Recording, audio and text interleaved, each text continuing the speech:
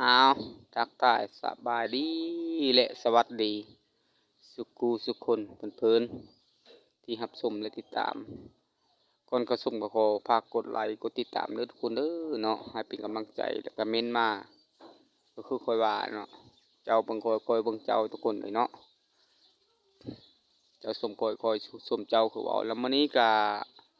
บรรยากาศยามเช้าเนาะขอสิพาทุกคนเข้าไปศูนย์มื้อนี้ทุกคนเลย ถือว่าเป็นวิถีชีวิตของชาวบ้านคอยนะก็ค่อยกะสิไปศูนย์คือกันทุกคนเนาะไปปั้นมันทุกคนเลยปั้นมันคือว่าจักสิปั้นสิพุ่นกับหมูเนาะพุ่นก็บุตรตกบุตรเศร้าทุกคนเลยขันบ่ปั้นก็คือว่าทุกคนเลยในครอบครัวค่อยก็อาศัยแต่ขายมันขายหยังอะเนาะว่าง่ายเนาะขันบ่ขายก็บ่ได้เนาะเอาบ่เฮ็ดก็บ่ได้เงินคำกันทุกคนเลยมันก็ยากเนาะ เอาแล้วก็สิพาทุกคนเข้าไปสูบน้ำกันอยู่ที่ศูนย์เนาะศูนย์กับศูนย์คอยโพยแม่เนาะเพราะว่ามันค่อยละก้นเบิดแล้วเนาะที่ปีกายนี้ถือเนื่องจากปัญหาในครอบครัวยุ่งยากอันหนึงก็เลยเบิดเนาะเบิดหัวปียังเหลือศูนย์คอยโพยแม่เนาะมันนี้ก็ไปชนไปก้นของคอยโพยแม่ถือว่าค่อยก้นตั้งแต่เมื่อวานนี่เนาะวันนี้เราก็ไปปั่นทุกคนนี่เนาะ เอามันนี่กะว่าแล้วกะสิพาทุกคนไปกันนำรถนี่ทุกคนนะรถตุกตอกทุกคนกระบะพอเหยาวลุยตามตุ่มทุกคนซุปเปอร์คาร์เนาะไปทางใดก็คาร์ทุกคนเลยเอาแล้วกะไปพบกันอยู่ที่ศูนย์ทุกคนนะไปศูนย์น้ำมิลุงปะอยู่เฮิร์นทองเอออยู่น้ำสาทองอยู่น้ำสาวทองบ่อีลายังให้เด้ออีลาอย่าดื้อเด้อ โด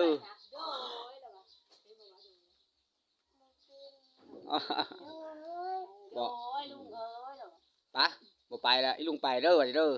ไปลูกบายลุงบายลุงน่ารักทุกคน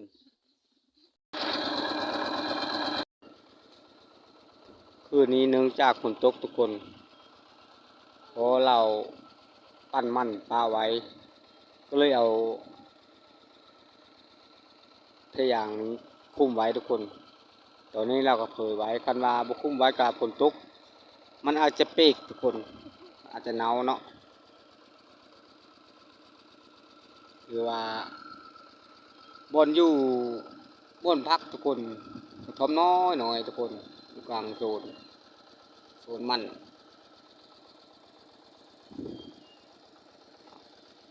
ถือว่าน้ำใสกับประมาณนี้ทุกคนเนื่องจากฝนตกแล้วก็ลงนี้แล้วก็เต็มผู้อย่างนี้ทุกคนถือว่าให้ทุกคนได้เบิ่งเนาะนี่คือกระถางทุกคนกระถางนี้ก็รูปร่วมกับพ่อสีมือของพ่อเนาะเพิ่นเป็นผู้สร้างขึ้นมาก็รวมๆก็ได้ประมาณ40-50 ปีทุกคนหม้อต้มเหล้าทุกคนเลยแต่ก่อนตะกี้หันเอาหม้อนี่แหละเลี้ยงลูกเลี้ยงเตาที่ในมาทุกวันนี้เนาะเพิ่นต้มเหล้าขายทุกคนโอ้ตัวบรรยากาศเถิงก็มีแต่มดทุกคนมีแต่มดมีแต่แมงเนาะฝนตกคุณทุกคนนะ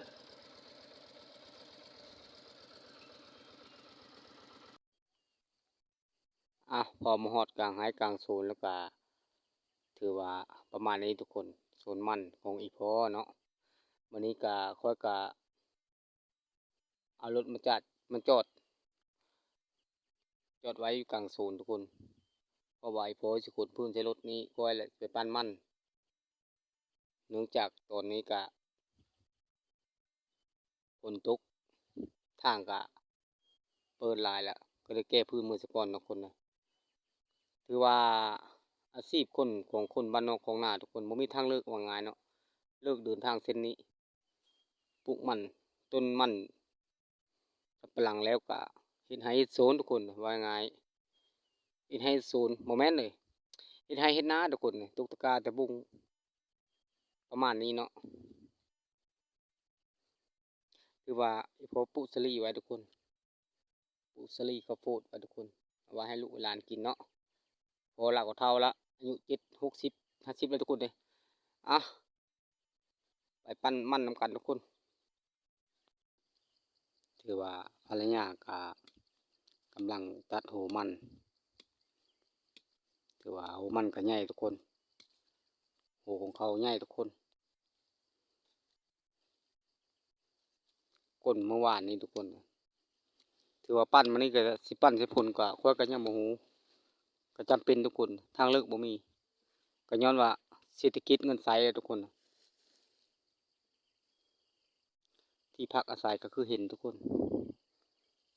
บรรยากาศเย็นเย็นยามร้อนๆแหละคือไปพักแต่ระมัดระวังทุกคนทรงนี้ในเบิ่งคลิปนี้ล่ะระมัดระวังทุกคนเด้ออย่าแข่งแดดหลายทุกคนแสงแดดมันอันตรายทุกคนเด้อพักเช้าเนี่ยเนาะส่งกำลังใจให้ทุกคน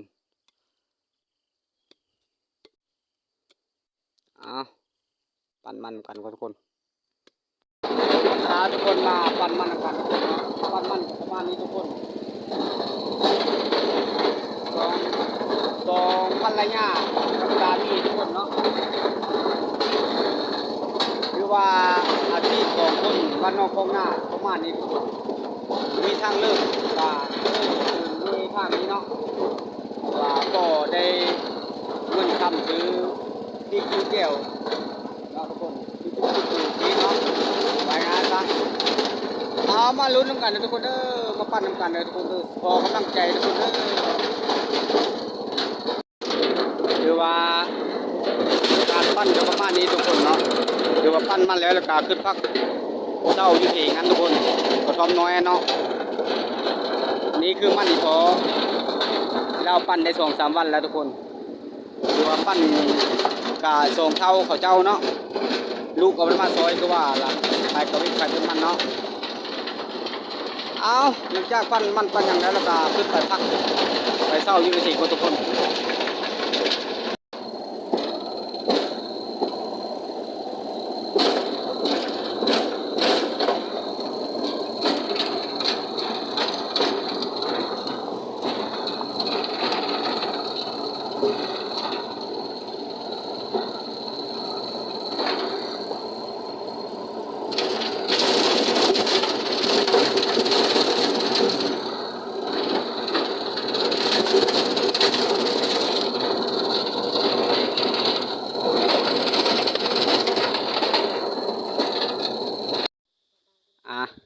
เนาะถือว่า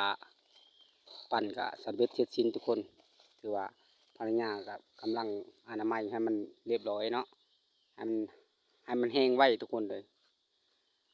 ถือว่าขึ้นไปพักเศร้าอยู่ในกระท่อมก่อนทุกคนเลยท้องผากับมืดโมมาแล้วผลที่ห้ำกับบ่ฮู้เนาะห้ำกะถือว่าบ่ได้ทุกคนเลยอันมันบ่ห้ำกะถือว่าได้เนาะว่าง่ายจักให้ไรทางเลือกของคนยากจนว่าง่ายซะเว้าเป็นความจริงซะเนาะนี่ก็ได้ก็ประมาณนี้แหละทุกคนเลยขึ้นพักเศร้าอยู่ที่เถียงก่อนทุกคนบรรยากาศอยู่เถียงทุกคนอยู่กระท่อมน้อยมุงตองแล้วก็มุงเพยางทุกคนมุงเพบัดทุกคนถือว่าเย็นทุกคนเลยออกไปใส่เสียงแดดร้อนทุกคนร้อนอบเมาขึ้นมาอยู่ในกระท่อมน้อยก็เย็นสบายทุกคนถือว่ามีความสุขทุกคนเลยของชีวิต2520เนาะของชีวิตคนทำมาหากินแบบบ้านๆว่าง่ายซะเนาะถือว่ามาอยู่ถึงแล้วก็ภรรยาก็กำลังเต้นคู่ให้กินทุกคนเนาะถือว่าก็คลิปนี้ก็จบประมาณนี้ทุกคนเนาะเขาส้มแล้วก็ขอฝากกดไลค์กดติดตามให้เด้อทุกคนเม้นมาในเด้อถือว่าอย่าทิมอย่าปะอย่าละอย่าไล่กันเลยทุกคนเด้อเป็นเพื่อนมิตรคิดสหายกันเนาะขอขอบคุณทุกคนที่รับชมขอขอบใจเจอกันคลิปหน้าทุกคน